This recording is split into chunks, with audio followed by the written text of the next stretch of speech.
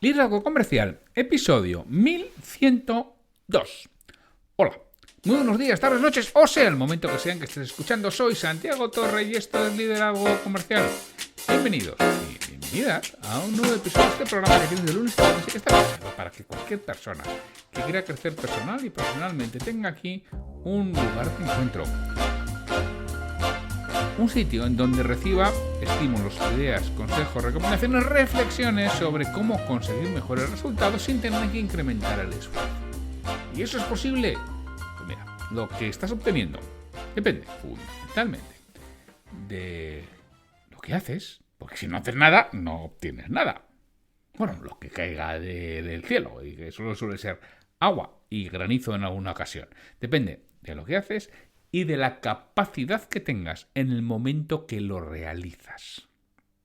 Si tú quieres conseguir mayores resultados con menor esfuerzo, habitualmente no suele estar en hacer más, sino en hacer mejor. Es decir, en desarrollar e incrementar tu capacidad, que te resulte más sencillo, más rápido, que el resultado sea mejor. Porque ¿cuándo sueles obtener mejor resultado? ¿La primera vez que haces una actividad?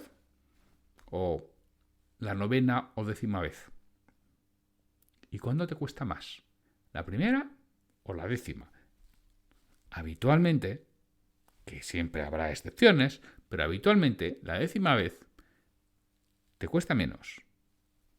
Lo haces mejor. Y el resultado es más eficiente. Entonces muchas veces está en la repetición, pero para eso tengo que saber claramente cuáles son las actividades en las que tengo que mejorar. Porque no tienes por qué mejorar en todo, solamente en aquellas actividades que te lleven a conseguir los resultados que tú buscas, para lo que tienes que conseguir resultados. Pero bueno, que me estoy yendo por las ramas, que lo que te ayuda es a que desarrolles tu capacidad.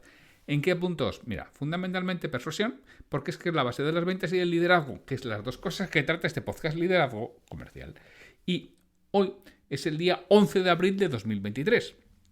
Los martes, que es martes, es el día de las ventas.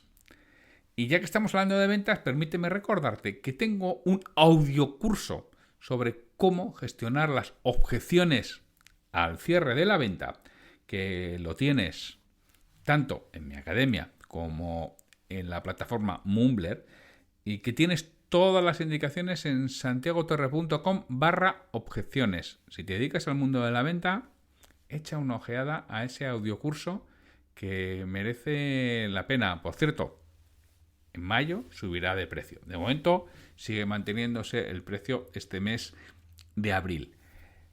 Bueno, decía que hoy es el martes 11 de abril de 2023 y que el martes es el día de las ventas. Y hoy voy a hablar de un tema que me suelen preguntar, ¿no? Los clientes, sobre todo cuando van a contratar a un comercial, a un vendedor. ¿Qué tiene que tener un buen vendedor? ¿Cómo es un buen vendedor?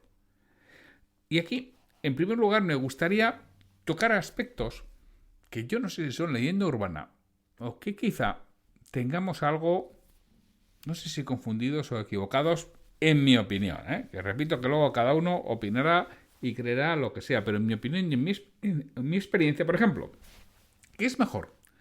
¿Un vendedor extrovertido o introvertido? Habitualmente, a lo largo de la historia siempre hemos visto al vendedor como alguien muy extrovertido, que allá donde va arrolla, que se relaciona con todo el mundo, que se va a hablar, que no le cuesta nada conseguir nuevas relaciones. Y eso es lo que hemos visto, es la imagen que tenemos. Pero dependerá de muchos aspectos, porque claro, depende del tipo de negocio. ¿Qué tienes? ¿Un negocio de captación o de fidelización? ¿A dónde van la mayoría de tus ventas? Por ejemplo, en ventas B2B, en la mayoría de los sectores, el 80, incluso 90% de las ventas se realizan a cliente recurrente, cliente que ya tienes. Entonces, ¿qué es mejor, el extrovertido o el introvertido? Fijaros que esto, Daniel Pink, en Vender es Humano, hablaba de todo ello y hablaba de la extroversión y la introversión. Al final, él concluía, por estudios universitarios, que lo que se necesita es la ambivalencia, es decir, personas que sean extrovertidas e introvertidas a la vez. No voy a entrar a desarrollar todo esto, pero sí quiero que nos demos cuenta que muchas veces estamos pensando en ese vendedor estrella como un vendedor extrovertido con gran capacidad de relación, que arrastra ahí donde va, que realmente es muy simpático. Y nos estamos olvidando que en la mayoría de las ocasiones lo que buscamos es alguien que sea capaz de fidelizar clientes y fideliza mucho mejor el cliente el introvertido que el extrovertido. El extrovertido capta mucho mejor cliente que el introvertido, es cierto. El extrovertido suele captar clientes habitualmente de menor volumen que el introvertido, el que le cuesta más, pero cuando los capta de mayor volumen y además el introvertido los fideliza muchísimo más. ¿Por qué? Primero, por su propia forma de ser y segundo, porque no quiere perderlos. Pero como le cuesta captar, es decir, al extrovertido, como no le cuesta captar, no le importa perder el cliente. Mientras que al introvertido le importa mucho. Con lo cual, ¿cuál es mejor vendedor? Depende. ¿Qué necesitas? ¿Abrir mercado o mantener el que ya tienes? ¿Desarrollarte en nuevos clientes o tener una mayor penetración en los que ya has adquirido? En función de eso, necesitarás un tipo de vendedor u otro. Nada es per se bueno o malo. Es decir, que sea extrovertido o introvertido no tiene mucho que ver en que sea bueno o malo. Depende de lo que estés buscando. ¿Qué tiene que ser? ¿Agresivo o más bien timorato en el cierre? Volvemos a lo de siempre. Depende, también tenemos la idea de ese vendedor agresivo que es capaz de convencer a cualquiera que no acepta un no como respuesta, que le da la vuelta a las cosas. Está muy bien. Y quizás si estás vendiendo a consumidor final en el que solo le vas a hacer una venta en tu vida, pues bueno, pues pudiera ser. No es la venta que a mí personalmente me gusta, pero yo no digo que no tenga resultados. Pero otra vez, en business to business, ese tipo de vendedor es un vendedor que puede dejar mucha tierra quemada. Entonces, depende de lo que busques, tienes que ser ese vendedor cerrador por excelencia o quizá necesites un vendedor más asertivo, que sea capaz de mantener una conversación con el cliente y que no pretenda convencerle para darle la vuelta, sino que en base a esa conversación con el cliente sea el cliente el que tome una decisión diferente, aunque recuerda que solo tenemos una decisión diferente cuando obtenemos nuevos datos. También, ¿qué es mejor, un vendedor rápido o un vendedor tranquilo? Porque, claro, hay directores a los que ver un vendedor en su mesa le pone de los nervios. No, tienes que estar en la calle haciendo clientes, visitando a muchos, tocar muchas puertas. Mentalidad siglo XX. En el siglo XX era así. ¿Por qué? Porque en el siglo XX los vendedores llegaban donde llegaban. No existía Internet. Sí, no digo que no, que en los años 90 no existiera, a partir del 95, 97, pero poco, porque no había páginas web. Porque es que hacer una página web era tremendo. Y además estaban poco extendidas. Solo eran las grandes compañías. Las pequeñas compañías no tienen. Las pequeñas compañías desarrollan realmente sus páginas web y todo Internet se desarrolla a partir de la aparición de WordPress. WordPress sale al mercado en el año 2003 y se populariza a partir del año 2005 o 2006. Ahí es cuando realmente cualquier persona ya puede hacer su blog y puede hacer su web. Hasta entonces se desarrollaba en programación a medida y para cambiarlo era como un parto distóxico el poder cambiar cualquier cosa de la web. Entonces, en esas épocas era importante que el vendedor llegara a muchos sitios, por lo cual, indudablemente, si era rápido, mejor que si era tranquilo. Hoy en día ya no tiene que llegar a tantos sitios. Y un vendedor rápido puede poner nervioso a muchas cosas. Hay que pararse, pensar, planificar y actuar. Y el vendedor rápido habitualmente tiene poco de planificación. En el siglo XX era muy necesario que fuera de esas formas. Hoy en día, quizá ese vendedor tranquilo, asertivo, introvertido, sea más adecuado que el contrario, a pesar de que en nuestra cabeza, en nuestro subconsciente colectivo, sea lo contrario. ¿Qué tiene que ser? ¿Analítico o intuitivo? Pues otra vez, depende. Indudablemente es muy difícil encontrar. Algunos somos, nah, es coña, no. Pero me refiero, algunos somos analíticos e intuitivos a la vez. Es difícil ser analítico e intuitivo a la vez porque son dos aspectos contrapuestos de la propia personalidad humana. Entonces, ¿por qué alguien es intuitivo? Habitualmente alguien es intuitivo porque no es analítico. Y entonces, ¿qué tiene que desarrollar? Tiene que desarrollar esa intuición que al final no es más que una observación de pequeños aspectos que para otros pasan desapercibidos, pero que él por su experiencia ha ido adquiriendo y se ha ido dando cuenta de que cuando esas cosas suceden no necesita hacer análisis. Por eso es intuitivo, esa es la intuición, es la capacidad de adivinar en base a aspectos que para otros pasan desapercibidos cómo puede ser la persona que tienes delante. Entonces, ¿qué es mejor? ¿Alguien analítico o intuitivo? Pues otra vez, depende de lo que estés vendiendo. Si tú estás vendiendo productos con procesos de decisión complejos en los que intervienen muchas personas, indudablemente necesitas un vendedor analítico. Si estás vendiendo directamente a quien va a tomar la decisión y además es una decisión de manera medianamente inmediata, que es más emocional, necesitas a alguien intuitivo, que se mueva ahí. El análisis es perjudicial, porque cuando la decisión se toma por vía emocional es una decisión que se tiene que tomar rápida. Y alguien intuitivo ahí funciona mucho mejor y cierra mucho mejor que alguien analítico. Con lo cual, depende de lo que necesitas. ¿Qué es mejor? ¿Alguien orientado a resultados o alguien orientado a la relación?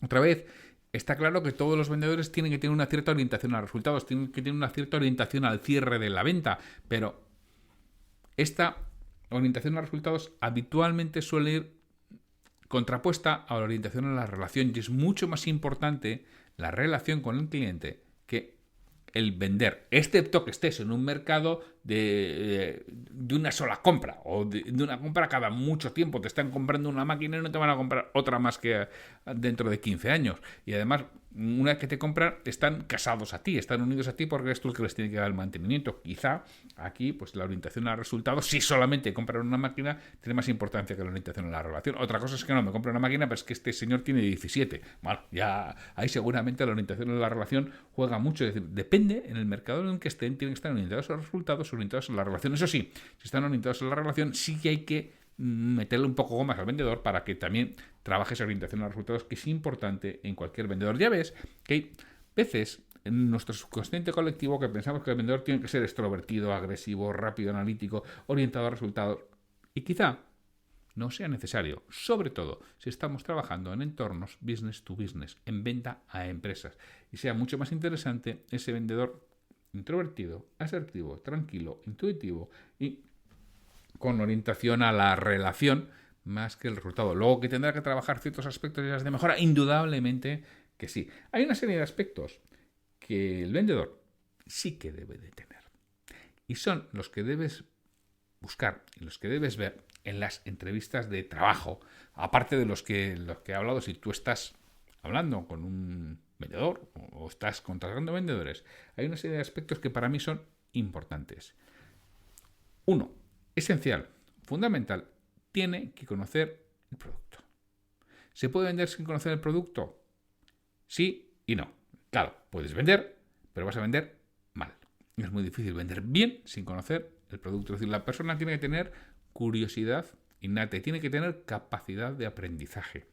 ¿Y cómo sé yo si tiene curiosidad innata y capacidad de aprendizaje? Muchas veces preguntándole por el producto que está vendiendo ahora, y viendo y siendo capaz de darse cuenta de cuánto conoce el producto que está vendiendo ahora. Y en ocasiones lo que hay que hacer es pruebas de nivel del producto que vende ahora. Y además pruebas de nivel profundo, si es que puedes llegar a conocerlo o a saberlo. Siempre puedes hablar con alguien de ese mercado, qué preguntas le puedo hacer para saber si esa persona sabe. Y de hecho, los buenos profesionales de selección de personas es lo que realizan esas pruebas técnicas, y para eso, como hombre, están en el mundo y tienen muchos clientes, siempre tienen algún cliente de sectores parecidos a ese o similares a los que recurrir, a los que preguntar, a los que decir, ¿cómo puedo saber yo si esta persona sabe o no sabe del producto? Bueno, pues eso es esencial, porque alguien que no sepa del producto que está vendiendo ahora no va a aprender el tuyo. Bueno, no sé qué justo sea lo que más le ilusiona del mundo. Bueno, pues vale, puede ser lo que más le ilusiona del mundo, pero el vendedor tiene que saber del producto. Es muy importante que sea capaz de conocerlo y que tenga curiosidad y aprenda. El vendedor también tiene que conocer el mercado. Por conocer el mercado me refiero no solamente a conocer su producto, tiene que conocer a la competencia, que es lo que hay que preguntarle. ¿Cuánto conoce de la competencia? ¿Y cuánto conoce del mercado de quién es quién? ¿Quién es el que está en una posición en un mercado? ¿Quién ha cambiado de empresa? ¿De dónde ha ido? ¿De dónde ha venido? ¿Qué relaciones tiene? Esto habitualmente lo mismo es curiosidad, es preguntar. Y esto es importantísimo porque el cliente, la primera vez que está con alguien, la primera vez y las sucesivas, por supuesto, uno de los aspectos por los que valora la profesionalidad es porque conozca el producto y porque conozca el mercado, porque conozca quién es quién la otra persona. Y son temas esenciales y fundamentales que debe tener un vendedor. Esto es no negociable en un vendedor. Tiene que conocer el producto, tiene que conocer el mercado. Asimismo, tiene que tener una actitud positiva. Esto no me voy a extender porque ya he hablado muchísimas veces en el podcast de la actitud positiva, de la importancia de fijarse en los aspectos buenos de la vida. ¿Cómo lo sabes esto en una entrevista de trabajo? Pues en muchas ocasiones preguntándole por los aspectos positivos de su empresa, preguntándole por los aspectos positivos de sus compañeros, preguntándole por los aspectos positivos de su jefe. Ahí donde te vas a dar cuenta si tiene una actitud positiva o una actitud negativa. También puedes preguntar por los aspectos y áreas de mejora de su empresa, de su jefe, de sus compañeros. Ahí donde te vas a dar cuenta si la persona tiene una actitud positiva ante la vida o una actitud negativa ante la vida. Y esto es importantísimo a la hora de un vendedor, porque al que tienes ya lo estás viendo y tendrás que trabajarlo, pero sobre todo si estás hablando de contratar uno nuevo, ¿no? Otro aspecto fundamental y esencial es saber gestionar su tiempo. El tiempo y la actividad de un vendedor es complejísima porque lo maneja casi todos menos él, desgraciadamente, porque lo maneja su jefe, lo maneja sus clientes, lo maneja administración, lo maneja producción, lo maneja logística, lo maneja calidad, es decir, intervienen muchísimas personas en la vida de un vendedor, y yo he visto muchos vendedores que dicen, ¿para qué voy a planificar si total a las 8:45 de la mañana ya me han roto toda la planificación del día, ¿no? Y yo siempre digo, pues vas a planificar para saber dónde estás y qué diferencia hay entre lo que habías planificado, y no te preocupes que al final, después de fallar muchas veces, empiezas a acertar algo, y ahí es cuando empieza a cambiar las cosas y cambia el mundo. Esto es una de las cosas importantísimas, saber gestionar la actividad y el tiempo. Para eso, ¿cómo puedo saber si alguien sabe gestionar su actividad y el tiempo? Pregúntale en la entrevista cómo planifica su actividad, cómo lleva su agenda, qué es lo que hace, y escúchale lo que te cuenta, cómo planifica su actividad anual y cómo planifica su actividad semanal y cómo planifica su actividad diaria. Pregúntale por esos 3 aspectos. Y sobre todo fíjate en la cara que pone cuando hablas de actividad anual, de actividad mensual y de actividad semanal, porque eso es esencial. Alguien que sabe gestionar su actividad va a ser un vendedor mucho más efectivo y eficiente que el que va a salto de mata y se deja llevar por las circunstancias. Otra cosa que tiene que tener todo buen vendedor es ser persuasivo. Al final, lo decía al principio del capítulo, la persuasión es la base de la venta y del liderazgo. Y alguien que es persuasivo tiene muchos mejores resultados que el que no lo es. ¿Qué es ser persuasivo? Pues mira, ser persuasivo tiene 3 aspectos diferentes. Es influir, convencer y mover a la acción. Son las 3 bases, desde mi punto de vista, de la persuasión. Tú influyes desde lo que eres, desde tu carisma. Desde cómo se hace. Es que eso es un don, yo no lo tengo. No, perdona, eso no es un don, se trabaja. Y de hecho, en mi curso de personalidad hay una clase exclusiva en que hablo del carisma. Hay 15 aspectos que puedes hacer y 15 hábitos que tienes que coger para desarrollar tu carisma. Y el carisma se desarrolla indudablemente. No va a ser que hoy me levanto no carismático, hoy me acuesto no carismático y mañana me levanto carismático. No, esto es un proceso. Esto tienes que ir dando pasos. Pero cuando una persona es carismática y tiene una alta capacidad de influencia, es más fácil que el resto le hagan caso. O sea, lo ideal de un vendedor, y creo que todos en alguna ocasión lo hemos escuchado, no entiendo nada ni sé lo que es, pero si tú lo dices, venga, adelante, te hago el pedido. ¿Por qué? ¿Qué estás vendiendo? Te estás vendiendo tú desde tu carisma. Y eso es lo que tenemos que conseguir, desarrollar nuestro carisma para influir en las personas. Luego tenemos que convencer, que muchas veces es en lo que pensamos y en lo que nos centramos, en la argumentación. Y es importante, pero la argumentación lo mismo, tiene una serie de puntos especiales y específicos que son un argumento completo, un argumento bien desarrollado, tiene una afirmación, tiene un criterio en base a qué se hace esa afirmación y tiene una evidencia, quién corrobora o qué dato corrobora que lo que tú estás diciendo es cierto, es de ese modo.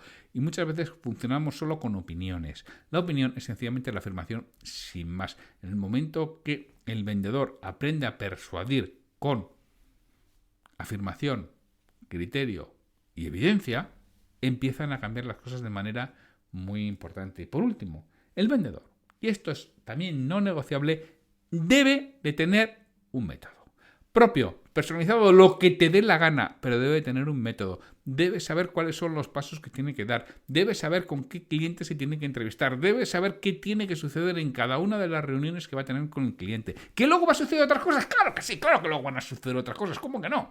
Claro que sucederán otras cosas, pero al menos sabrás dónde estás y sabrás volver al punto en el que tú querías. Y estarás en un punto de la ruta y en vez de ir al pueblo siguiente habrás dado una vuelta de no sé cuánto, pero bueno, espera, que tengo que volver al pueblo al que yo quería ir, que no puedo pasarme al pueblo siguiente porque entonces esto, si lo hago, me va a provocar un problema. ¿Dónde? Al final, ¿qué me va a surgir? Una objeción, que es una de las cosas que hablo en el curso de objeciones, ¿no? Que, oye, mucho cuidado porque todo lo que dejes abierto te va a surgir como una objeción al final y como surjan varias, son irresolubles. Al final debería surgir solo la objeción de precio, que es la más fácil de trabajar. Si has hecho todas las cosas adecuadamente.